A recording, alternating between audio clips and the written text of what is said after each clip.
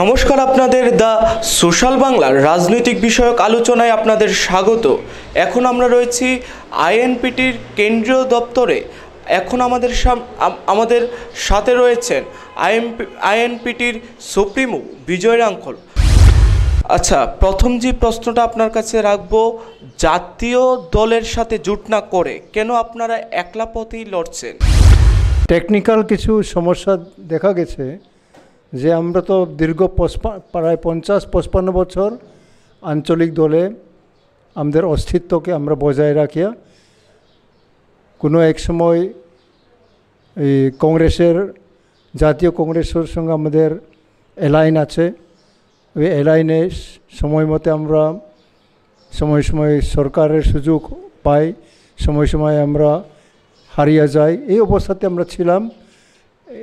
এইভাবেও আমরা ভাবছি যে আগামী এই লোকসভা ইলেকশনে আমরা পুনরায় কংগ্রেস যদি প্রস্তুত থাকে আমরা কংগ্রেসের সঙ্গে রাজি আছি অ্যালাইনে পার্লামেন্টারি ইলেকশন লড়াই করার জন্য। কিন্তু এখন দেখা গেছে যে তাদের যে চিন্তাধারা কিছুটা অন্যরকম। তারা ভাবতেছে যে এই কী বলে রিজনাল পার্টির অস্তিত্ব না রাখিয়া আমরা নির্দলে যদি আমি লড়াই করি, আইএনপিটি পার্টি থেকে আমি বার হইয়া নির্দলে আমি লড়াই করলে কংগ্রেস আমাকে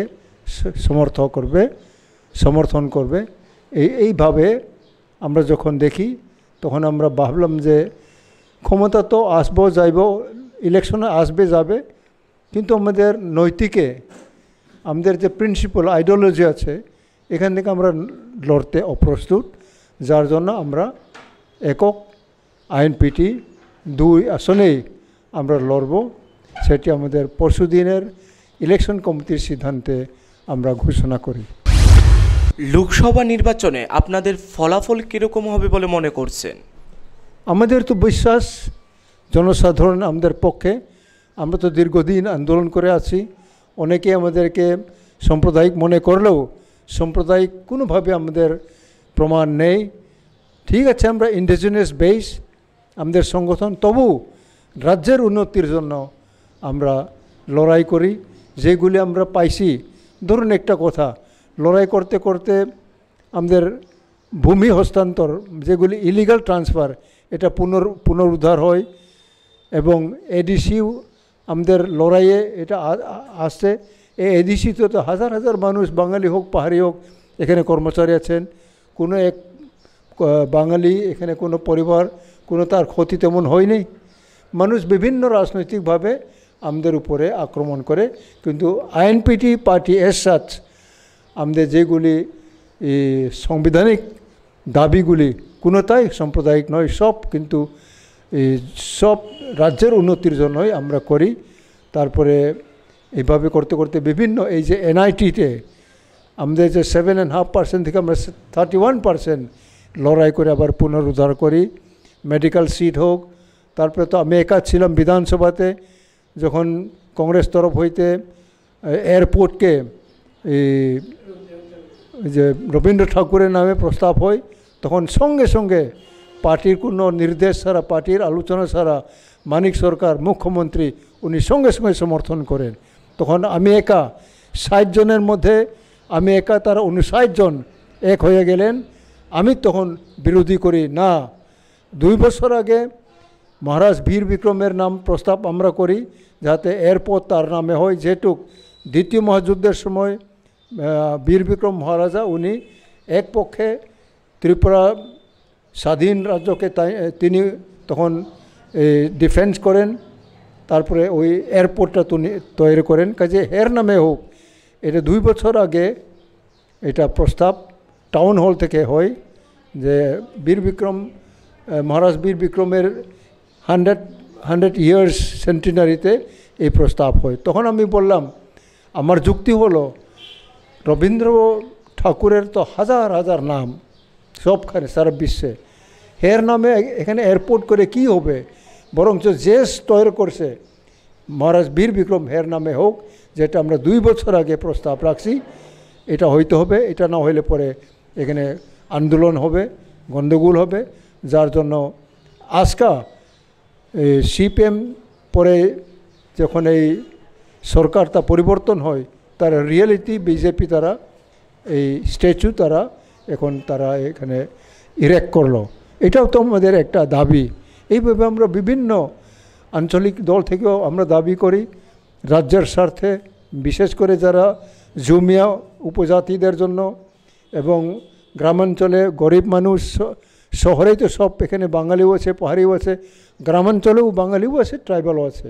কাজে সবাই তো আমাদের আন্দোলনের ফলাফল ভোগ করে থাকেন। এই জন্য আমরা মনে করি আমাদের আইএনপিটি দল, আমরা যে 2 আসনে প্রার্থী দিছি, আমাদের প্রার্থীদেরকে আপনারা যারা দেশবাসী, দিল্লিতে গিয়ে আমরা এটাই আন্দোলন করতে পারবো এবং পার্লামেন্টে হোক, আমরা বড় বড় গলায় হোক, শক্তভাবে হোক, এখানে বিভিন্ন প্রধানমন্ত্রী হইতে বিভিন্ন মন্ত্রীদেরকে আমাদের ত্রিপুরার জন্য আমরা সেখানে বক্তব্য রাখবো এবং তাদের কাছ থেকে আমরা আদায় করে ত্রিপুরার উন্নয়নের জন্য আমরা করতে পারবো। এটা আইএনপিটি আমাদের আশা এবং আমাদের ভরসা, যার জন্য আমরা একক এই আঞ্চলিক দল আমরা এখানে প্রার্থী মনোনয়ন করি। এই লোকসভা নির্বাচনে আপনারা জয়ী হলে আপনারা উপজাতিদের কোন বিষয়কে সব থেকে বেশি প্রাধান্য দেবেন? নাম্বার 1 তো আমাদের অনেক প্রায় ডিকেটস 2-3 ডিকেটস আমাদের যে দাবি এম্পাওয়ারমেন্ট আমরা চাই। এডিসি ভারত সংবিধানের যে প্রভিশন আছে, এই প্রভিশনটা প্রয়োজনে কিছু অল্টার হোক এবং এখানে এম্পাওয়ারমেন্ট উইথ ডাইরেক্ট ফান্ডিং, এটা আমরা চাই, যাতে সমস্ত পূর্বাঞ্চলে যে 10টা আছে ডিস্ট্রিক্ট কাউন্সিল, এই 10টা কাউন্সিলের একটা ইউনিফর্ম ইউনিফাইডে এটা চালু হোক, এটা আমরা চাই ওখানে। এই জন্য আমরা দীর্ঘ বছর আমরা এম্পাওয়ারমেন্টে আন্দোলন করে আসছি। যে বিজেপি সরকার গত 1 মাস আগে একটা তারা ক্যাবিনেটে তারা একটা পাস করলো এম্পাওয়ারমেন্টে, কিন্তু এখানে তারা কিছু উল্লেখ করে নাই।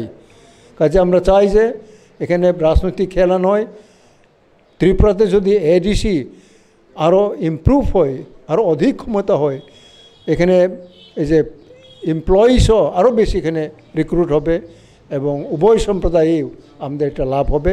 উন্নয়ন হলে তো ত্রিপুরার উন্নয়ন হবে। কাজে এই জন্য আমরা এটাই আমাদের নাম্বার 1 উইথ ডাইরেক্ট ফান্ডিং, এটা আমরা চাই। এই ব্যাপারে তো পার্লামেন্টে আমাদের ভয়েস থাকবে, কিন্তু অনেক দল সিপিএম, কংগ্রেস, বিজেপি তারা তো পার্লামেন্ট আছে, কিন্তু এই সব ব্যাপারে তারা মুখ খুলে না, তাদের পার্টির কোনো অ্যাপ্রুভাল নাই। কিন্তু আমাদের তো ওইগুলি তো মেইন, ইনার লাইন পারমিট হোক, ককবরক 8 শিডিউলে হোক, এইগুলি তো আমাদের মেইন দাবি। এই ব্যাপারে আমরা করব এবং আরও উন্নয়নের যে ফান্ড প্রয়োজন, এইগুলি ফান্ড আমরা আনার চেষ্টা করব। আমরা দাবি জানাবো দিল্লি সরকারকে, যাতে ত্রিপুরাকে নেগলেক্ট করা না হয়।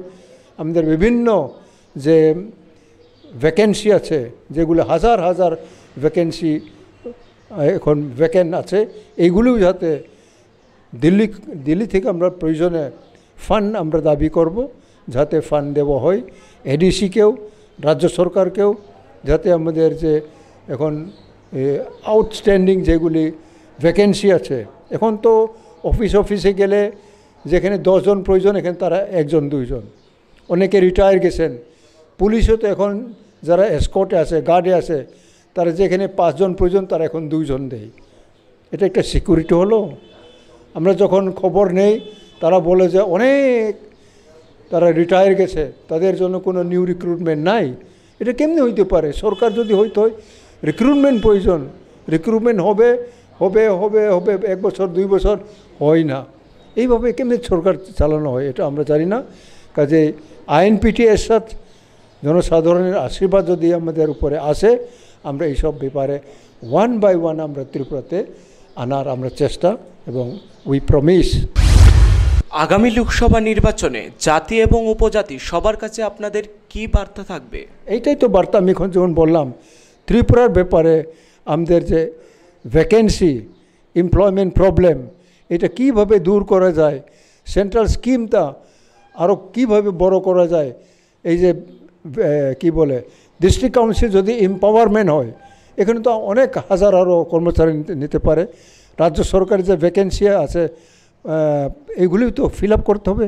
এইসব ফিল আপ করলেই তো মানুষ অনেক যে বেকার আছে তারাও সুযোগ পাবে, এবং রাস্তাঘাট উপরে হোক, এবং যারা ফার্মার আছে, যারা কাল্টিভেটর আছে, জমি হোক ক্ষেতের হোক, জল নেই, মোটর হাজার হাজার মোটর ক্রয় করা হয় দপ্তর থেকে, কিন্তু এইসব মোটর কই, খেতে যায় না এইগুলি মোটর।